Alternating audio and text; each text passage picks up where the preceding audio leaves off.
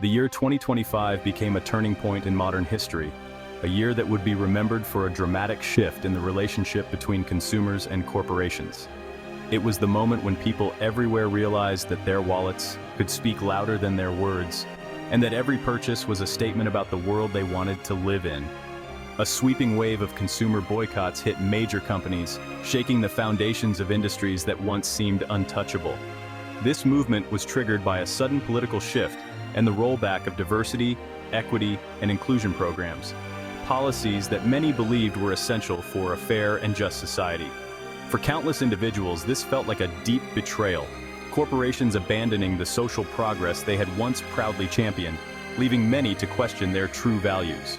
Fueled by the power of social media, the movement was anything but random.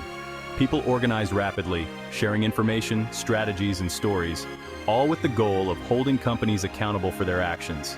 Activists and everyday people united across backgrounds and generations, showing they were willing to sacrifice convenience and comfort for the sake of their values and principles.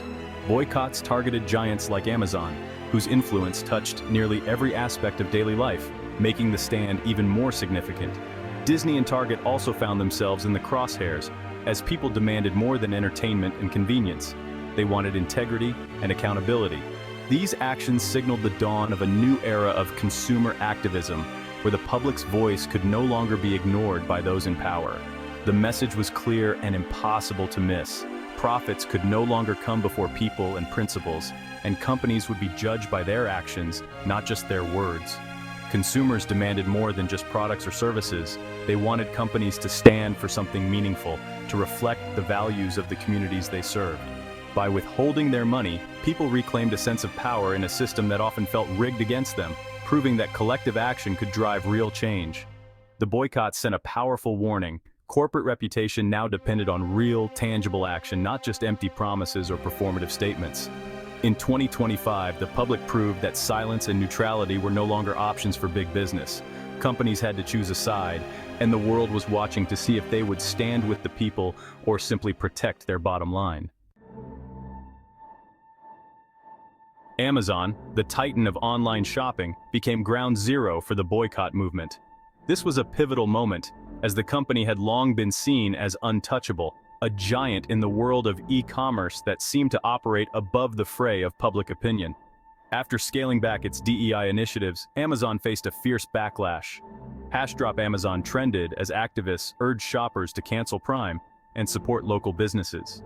The movement gained momentum quickly, fueled by social media and a growing awareness of corporate responsibility. The boycott's power came from Amazon's ubiquity. Giving up 2-day shipping was a real sacrifice. Yet many were willing to make this sacrifice, recognizing that their purchasing power could be a tool for change. Consumers demanded that internal policies reflect their values, not just the bottom line. They wanted companies to prioritize ethical practices and social responsibility over mere profit margins. Amazon's carefully crafted image as an innovator was suddenly at risk. The company, known for its cutting-edge technology and efficiency, now faced scrutiny over its corporate ethics. The public expected consistency, no more corporate hypocrisy. They wanted transparency and accountability, demanding that Amazon align its actions with its public statements. The movement wasn't just about punishing Amazon, it was about forcing change and reinstating DEI programs. Activists saw this as a chance to push for broader societal change, using Amazon as a high-profile example. The campaign showed that even the biggest corporations could be challenged by united consumers. It was a testament to the power of collective action, proving that when people come together, they can demand and achieve change. People proved they'd endure inconvenience to stand up for social justice.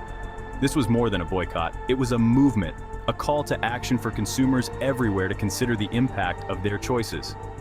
The Amazon boycott became a defining moment, a case study in the power of collective action. It highlighted the potential for consumer-driven change in the corporate world. It was a warning. No company was too big to be held accountable. The message was clear. Corporate giants must listen to their consumers or face the consequences. The era of passive consumption was over. Consumers were now more informed and empowered, ready to make choices that aligned with their values and beliefs. Even brands with wholesome images weren't safe. Chobani faced a storm after news broke of a partnership linked to Ivanka Trump. For many, this was a deal breaker. Brand values suddenly clashed with political associations. Outrage spread fast, with #cancel Chobani trending and consumers switching to rival yogurts. The backlash wasn't about yogurt, it was about trust and perceived endorsement of controversial figures. Consumers scrutinized not just products, but every business relationship. Chobani's case showed that loyalty could vanish overnight if a brand was seen as taking the wrong side. Companies learned that even indirect political ties could spark a crisis. In a polarized market, neutrality was impossible. Every choice mattered. The Chobani boycott was a warning. Brand identity had to be protected at every level.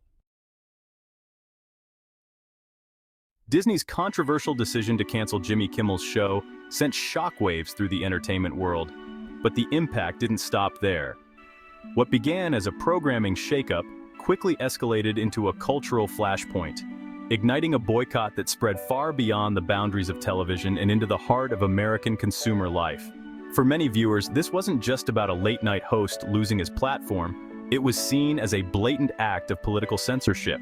The move was interpreted as a direct attack on free speech, sparking outrage and heated debates in living rooms and newsrooms across the country. The outrage quickly snowballed, with calls to boycott not only Disney's TV content, but also its theme parks, blockbuster movies, and popular streaming service. Social media campaigns urged families to cancel subscriptions and avoid Disney products, leading to visible impacts at theaters and parks.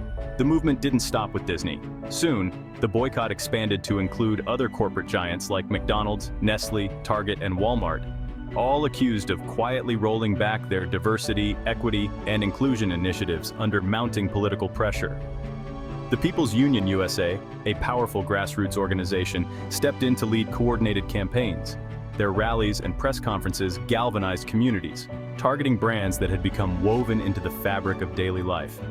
These boycotts weren't just symbolic, they were highly strategic, aiming to inflict real financial pain on corporations and force them to reverse controversial policies. Falling stock prices and empty stores sent a clear message. Consumers across the nation demanded more than profits. They wanted companies to stand for something meaningful. Corporate responsibility and ethical leadership became rallying cries for a new generation of activists. The message was unmistakable. Silence or neutrality in the face of controversy was no longer acceptable. Inaction was equated with complicity, and the public demanded clear stances from every major brand.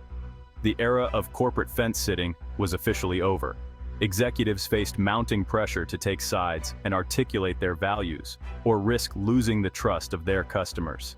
In this new reality, public trust became the ultimate currency. Companies were judged not just by their products, but by their visible, consistent values and willingness to speak out on important issues. The fallout was undeniable. Even the most beloved brands discovered that public trust, once lost, was nearly impossible to regain. The message was clear. In today's world, values matter as much as profits. At the heart of the 2025 boycotts was the People's Union USA. This wasn't just a protest group, it was a movement with a mission to challenge corporate power and demand accountability. They argued the system was rigged for the wealthy, leaving everyday people behind. Their strategy hit corporations where it hurt: revenue. Social media became their organizing tool, building a massive, motivated community. The group provided resources, shared victories, and kept the momentum alive. Boycotts became acts of self-defense for the working class. The People's Union USA turned scattered frustration into a unified, powerful campaign for economic justice. The People's Union USA launched the Economic Blackout Tour, a nationwide campaign of rolling boycotts. Major corporations like Amazon, PepsiCo, and Uber were targeted for their outsized influence. The strategy collective consumer action to disrupt profits and demand reform. Single-day blackout events amplified the movement's strength, showing the power of united spending. Media coverage kept the pressure on, and the campaign was designed for the long haul. The goal wasn't destruction, but reform. Fair wages, diversity, and corporate responsibility. The Blackout Tour proved that peaceful economic protest could force real change. It was a new era of activism, with consumers wielding unprecedented power. The boycott spirit reached even the world of sports. Real Madrid skipped the Ballon d'Or gala for a second year, protesting what they saw as bias against their star, Vinicius Jr. The club's absence was a calculated stand, not a scheduling fluke. Their leadership believed the award system was unfair, and their protest drew global attention. Even practical concerns like a crucial league match were secondary to the principle at stake. Real Madrid's boycott showed that even powerful institutions would use public protest to demand fairness. The message resonated. Recognition and justice mattered everywhere, not just in business. The protest became a symbol of standing up to entrenched systems.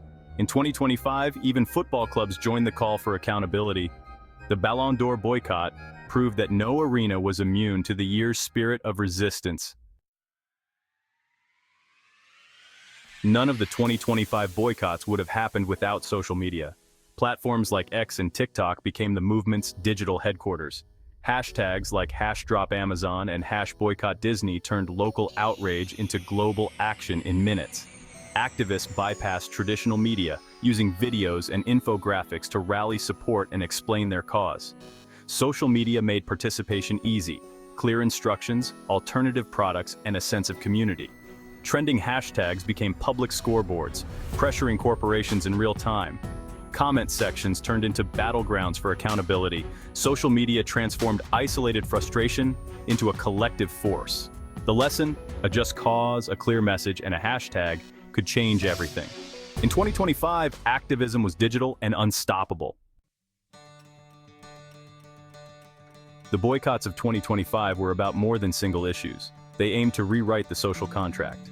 The People's Union USA demanded that corporations pay their fair share of taxes and embrace real accountability. The movement challenged companies to value social responsibility as much as profit. Boycotts became a tool to push for policy changes and a fairer economic system. The vision corporate wealth should benefit everyone, not just a privileged few. People demanded transparency, fairness, and respect from the companies they supported. The message was unified: the economy must work for all, not just the powerful. The 2025 boycotts marked the first step toward a more equitable future.